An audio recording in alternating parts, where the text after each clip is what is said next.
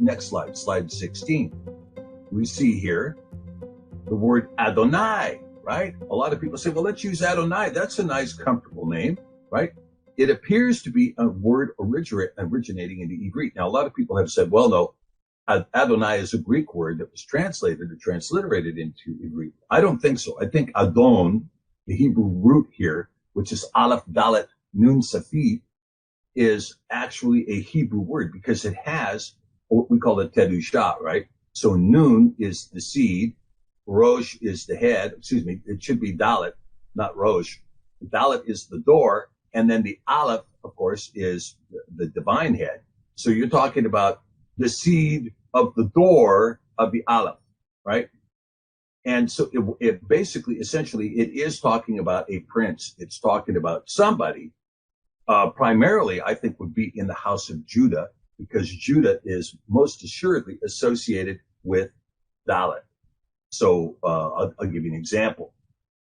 When you look at Yahuwah, Yod-He, Vav-He, then you have this word Yahudah, which is this Yod-He, Vav, Dalet-He, which is Yehuda, right? So you know that people know they don't have any problem saying Yehuda. Nobody says Yehovadah. No, they say Yehuda, and because they know that the Yahudim are in fact the Jews, and so they're associated with this Dalet, right? That they are the doorway to Yahweh. And so as doorkeepers, they have said, well, look, we're the doorkeepers, therefore we're going to supervise the ineffable name. Well, that's really not how you keep the doorway to heaven, because Mashiach said, I am the door, right? I am the Dalet. Mashiach, Yahusha, is the Dalet. He is the Dalet in Yahudah. He is that Dalet that is the gateway between this life and the next. It is the pathway from this life through the Dalet, this Dalet in Yahudah, to Yahuwah, which is its correct pronunciation. You know, we haven't talked about Yahusha and why that name is the correct name for the Mashiach. But, you know, a lot of people call on the Messiah by different names in our modern world because that's where they are. And I don't denigrate those people who use different names for the Messiah for a number of reasons. Number one, he says it's okay to curse him. You can get the name wrong. That's okay. That's not going to affect your relationship in the kingdom. Blaspheming the Ruach HaKodesh is a different story. And this blaspheming the name has its own detriment.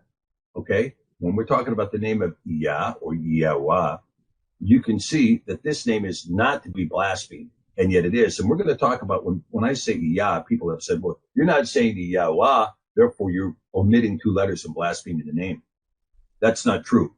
And the reason why it's not true is because the name Yah stands alone 45 times in Scripture as that name, and it has a particularized meaning.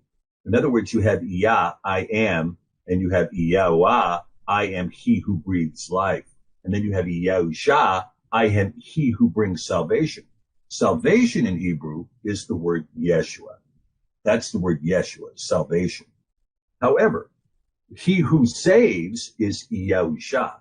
Okay, so there's much more of a personification in that sacred name.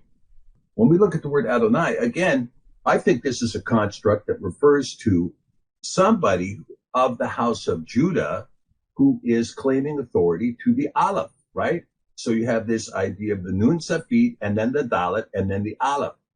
So he is the seed of the doorway to the Aleph.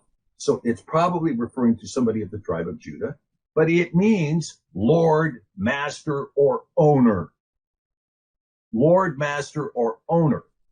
So we see this overlap between Baal and Adonai. Yet one appears to be righteous and the other unrighteous, right?